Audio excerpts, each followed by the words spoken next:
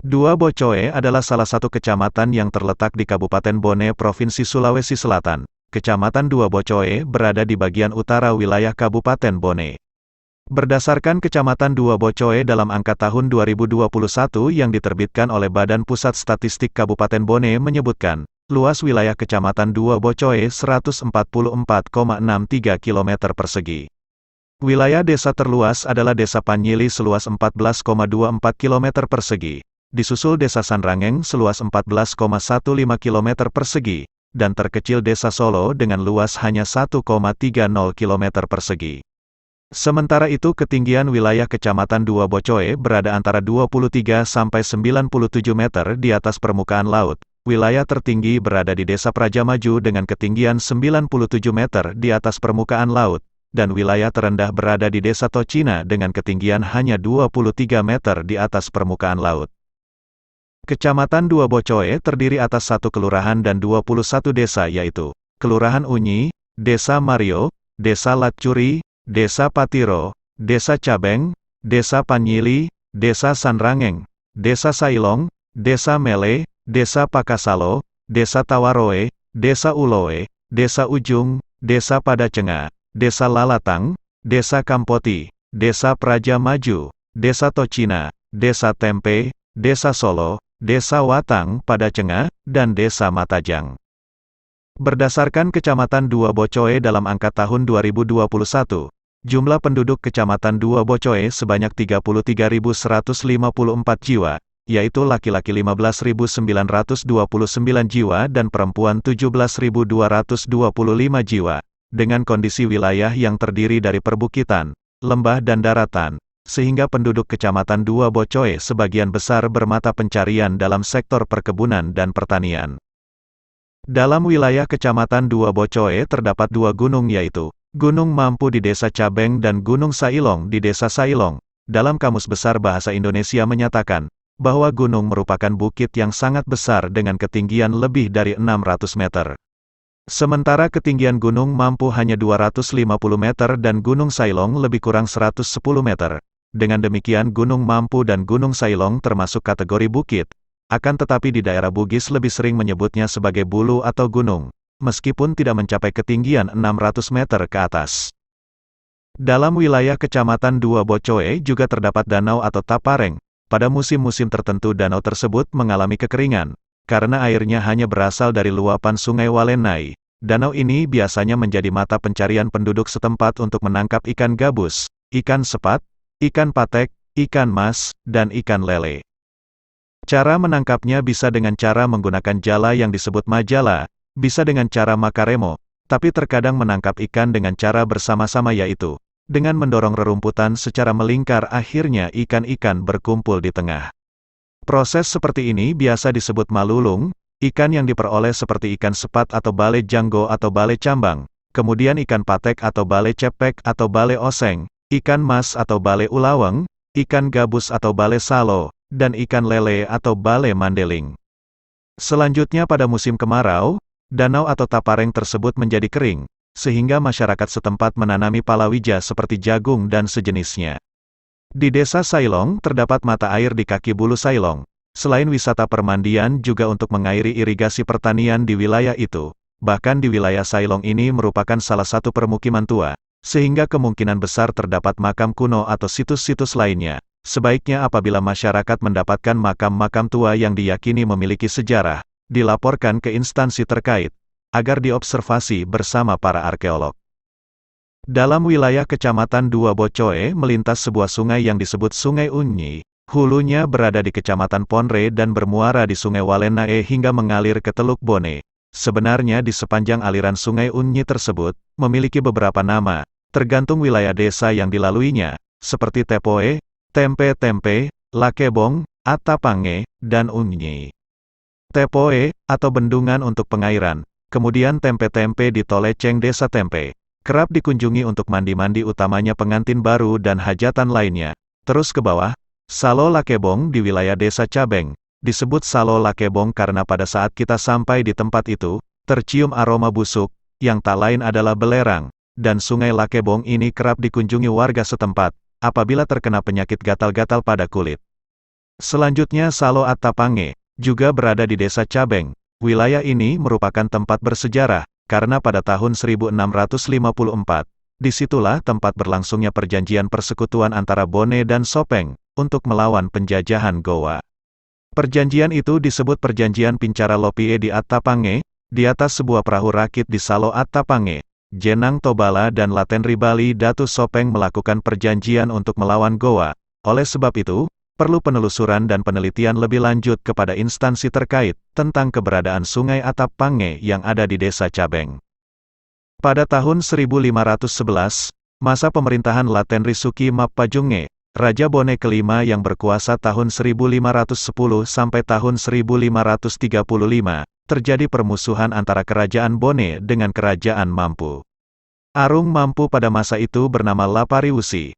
Namun dalam perselisihan itu dimenangkan oleh Raja Bone Laten Risuki, sehingga Kerajaan Mampu dijadikan sebagai Palili, atau wilayah bawahan Kerajaan Bone. Akan tetapi pemerintahan tetap dijalankan oleh Arung Mampu Lapariwusi. Di masa itulah Kerajaan Mampu bergabung dalam pangkuan Kerajaan Bone. Selain perjanjian Pincara Lopie Riat Tapange, jauh sebelumnya, terdapat perjanjian Polomalela Eri Unyi yang diperkirakan pada tahun 1512. Perjanjian ini merupakan buntut Perang Celu, yang berakhir dengan perdamaian tak terbatas antara Bone dan Luwu. Pada masa itu wilayah Unyi merupakan wilayah Kerajaan Mampu dan sudah bergabung dengan Kerajaan Bone, sehingga perjanjian dilaksanakan di wilayah itu. Perjanjian tersebut merupakan perjanjian perdamaian antara Kerajaan Bone dengan Kerajaan Luwu. Di masa pemerintahan Laten Risuki Mapajunge, Raja Bone kelima yang memerintah tahun 1510 sampai tahun 1535. Di masa Kerajaan Mampu, hampir meliputi seluruh wilayah Kecamatan Dua Bocoe saat ini. Setiap kampung di wilayah itu masing-masing dipimpin oleh Sulewatang dari kalangan bangsawan atau Arung. Maka tersebutlah Sulewatang atau Arung Panyili, Sulewatang atau Arung Sailong, Sulewatang atau Arung Ujung, Sulewatang atau Arung Mele. Pada waktu-waktu tertentu, para Sulewatang mengadakan pertemuan di Kampung Mele. Kampung tersebut terletak antara Bulu Mampu dan Sailong. Penamaan Kecamatan Dua Bocoe tidak lepas dari keadaan geografis wilayah tersebut, di mana di daerah ini terdapat dua buah gunung yaitu, Gunung Mampu dan Gunung Sailong. Dalam bahasa Bugis dinamakan Bulu Mampu dan Bulu Sailong. Daerah ketinggian disebut Bocoh. Dalam hal ini, Bocoh yang dimaksudkan adalah Bulu Mampu dan Bulu Sailong. Dari sinilah sehingga dinamakan Dua Bocoe, artinya dua gunung yang saling berhadapan, yaitu Gunung Mampu di sebelah timur, dan Gunung Sailong di sebelah barat. Sebagaimana di masa lalu, wilayah Kecamatan Dua Bocoe merupakan kawasan hutan belantara, dalam bahasa Bugis dinamakan Aleka Raja. Tak heran wilayah ini menjadi markas perjuangan di masa lalu. Selain itu didukung oleh Gua Mampu sebagai tempat persembunyian para gerilyawan. Pada saat orang-orang Baringeng dari Sopeng melakukan migrasi untuk mencari penghidupan baru, bergerak melalui beberapa wilayah di Dua Bocoe, mereka masuk wilayah Sanrangeng, Sailong, Mele, kemudian menyeberang sungai, Batu Lenggai, Toleceng, Palakau Kaue, Panyili, Laceno, Mario hingga akhirnya berdomisili di Pongka, wilayah Kecamatan Telu Siatinge sekarang. Dalam perkembangannya, setelah Bone terbentuk menjadi daerah tingkat 2 pada tahun 1959, selanjutnya pada tahun 1961 terbentuklah kecamatan, di mana pada masa itu, Dati Dua Bone hanya terdiri 21 kecamatan, salah satu di antaranya adalah Kecamatan Dua Bocoe.